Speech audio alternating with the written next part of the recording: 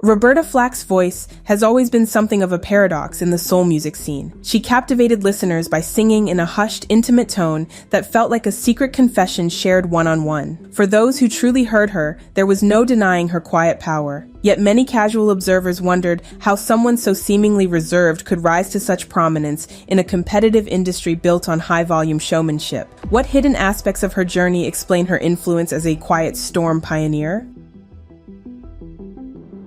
Born in Asheville, North Carolina in 1937, Roberta Flack was surrounded by an eclectic blend of music from a young age. Gospel songs rang through her local church, while her formal piano instruction introduced her to the disciplined world of classical composers like Bach and Beethoven. Her teachers quickly recognized her prodigious talent, imagining her on grand concert stages one day. Yet as she honed her technique, she discovered the raw emotional pull of jazz and soul records. Despite a shy demeanor, she performed passionately in her community, accompanying choirs, playing in school concerts, and occasionally singing at church events. Locals recall how she could transition from a classical piece into a spontaneous blues run, revealing her gift for blending structure with unfettered emotion. This balancing act foreshadowed the signature style she would later bring to mainstream attention. After high school, Roberta moved to Washington, D.C. in hopes of furthering her music career. She began performing at local venues, most notably Mr. Henry's, a laid-back lounge on Capitol Hill. Unlike rowdy clubs, Mr. Henry's offered an intimate space where her gentler style drew people in. Patrons, often used to showier acts,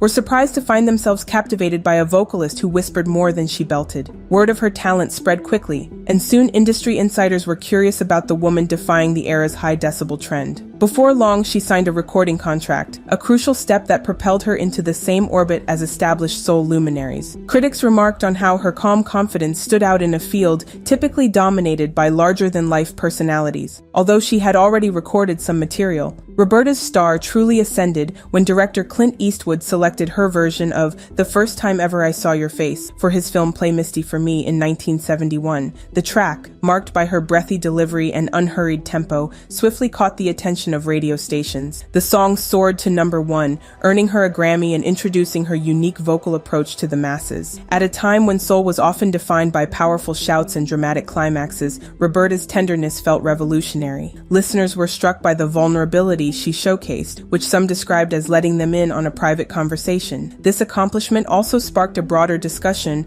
on whether lower volume performances could be as captivating as show-stopping belts. The early 1970s showcased an array of commanding singers, Aretha Franklin, Gladys Knight, and others who could shake entire auditoriums with their range. Roberta chose a different path. Rather than compete in volume, she harnessed nuance, allowing each lyric to blossom at its own pace. Fans found that her softness held an intimacy that more forceful performances sometimes lacked. Even music executives who initially doubted her approach began to see the commercial appeal. Roberta didn't need to outshout anyone. Her specialty was wrapping listeners in a subdued, reflective atmosphere. Sales figures and chart success validated her technique. The industry realized there was room for vulnerability in a landscape that tended to reward flashy bravado. Among the defining chapters of Roberta's career was her collaboration with Donny Hathaway. Their duets, such as Where is the Love and The Closer I Get to You, showcased an almost ethereal chemistry. Listeners often commented on how their voices intertwined seamlessly,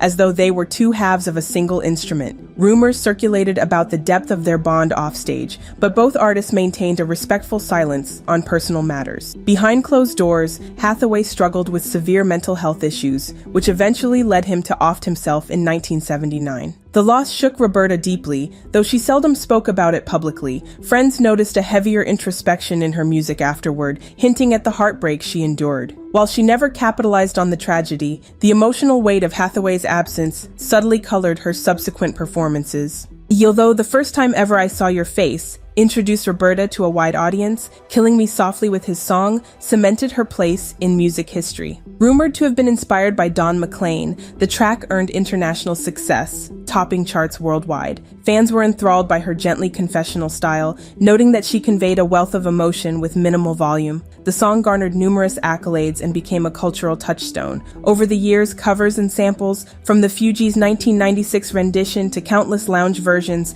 kept it in constant circulation, cementing its status as a timeless ballad. Critics pointed to the track as evidence that Roberta had effectively rewritten the rules for soulful vocals, proving a whisper could be just as potent as any vocal firework. In the mid-1970s, radio stations began experimenting with a late-night R&B format called the Quiet Storm, named after Smokey Robinson's album but often attributed to the style Roberta had perfected. Characterized by smooth, slow-tempo tracks, this programming block cultivated a cozy, introspective vibe ideal for winding down. Roberta's catalog, with its dreamy piano lines and understated vocals, fits seamlessly into these mellow playlists. Artists like Sade and Anita Baker, emerging later, cited Roberta's emphasis on nuance as a key influence. Listeners found these quieter sounds offered relief from daytime radio's frenetic pace, and Roberta's success confirmed that there was a robust market for subtlety. As more radio stations adopted Quiet Storm segments, her presence became synonymous with soothing nighttime listening. With fame came the usual pressures from record labels seeking commercial hits. Executives and producers pushed for up-tempo numbers, bigger choruses, and polished arrangements that might soar in the pop charts. Roberta, however, held fast to the gentle approach that set her apart. Rumors circulated about tense meetings where the label threatened to shift promotional focus if she didn't adapt to prevailing trends. Meanwhile, the rigors of touring and media obligations exacted a toll on her health. Occasional show cancellations fueled speculative headlines about her ability to cope with stardom. Ever private, Roberta disclosed little, preferring to recover away from the public eye. Yet whenever she returned to the spotlight, audiences were reminded of her unwavering dedication to an understated musical aesthetic. Roberta's work exemplified a near-spiritual embrace of stillness. She often spoke about the power of silence within a song, believing that quieter moments could sometimes reveal more than loud crescendos. This ideology guided her performances. She'd pause or reduce her volume at strategic points, compelling listeners to lean in. While many vocalists tried to overwhelm crowds with sound, she beckoned them closer, creating an intimacy rarely seen in large venues. Critics lauded her for focusing attention on the subtleties of each lyric. Fans felt she respected their emotional intelligence, trusting them to fill the gaps with their own experiences. In a field where spectacle commonly reigned, Roberta's gentle methods redefined how soul music could forge a profound bond between artist and audience.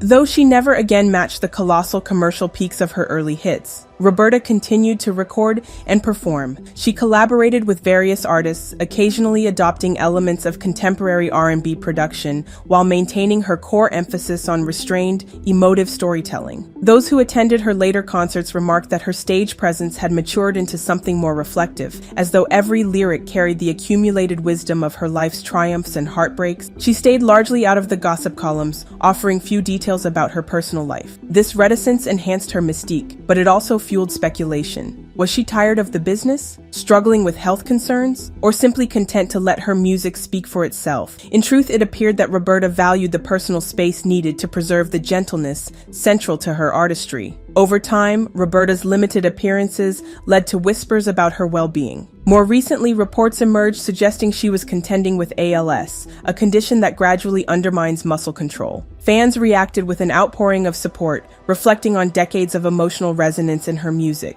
True to form, she offered few public statements, reinforcing the sense of mystery that had always surrounded her. Insiders hinted that she still harbored a love for creating music, even if health obstacles constrained her from performing extensively. Whatever the specifics, the public response to her rumored struggles underscored the depth of affection many felt for the woman whose quiet songs once filled their late-night hours. Roberta's legacy is evident in generations of singers who embraced the power of subtlety. Neo-soul figures like Lauryn Hill and Erykah Badu often cite her as an example of how minimal volume can deliver maximal impact. Hip-hop producers have sampled her work, drawn to the warmth and sincerity of her recordings. Even decades after their release, her tracks remain fixtures on playlists curated for introspection and emotional depth. Killing Me Softly in particular stands as a testament to her enduring appeal. The Fugees reimagined it in the mid-1990s, exposing a new audience to Roberta's influential style. Music historians frequently credit her with broadening the scope of R&B, reminding the world that not all soul music needs to roar, it can also gently envelop. While Smokey Robinson's album popularized the term quiet storm, Roberta's music arguably became the soul of that format.